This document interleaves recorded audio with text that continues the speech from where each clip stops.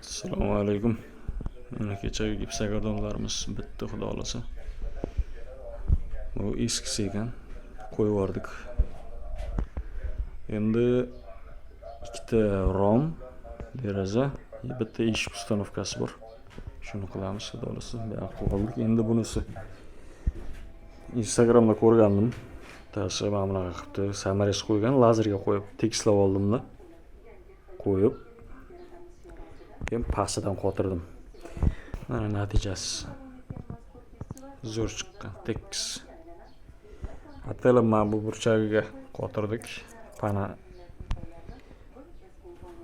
romni belaga qotiradigan bo'lsak, mana bu qayirib yuborish mumkin, o'shaning uchun mana bu yerlarga qotirdik stoykasiga.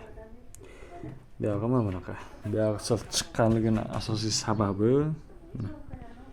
ertaga bu mana bunaqasiga to'liq gipsakardon bo'lgan paytda endi mana bu ancha qiyshiqni o'shani hisobiga lazerda olib mana buni to'g'rilab turib ertaga mana shu yerga tushadi gipsakardon.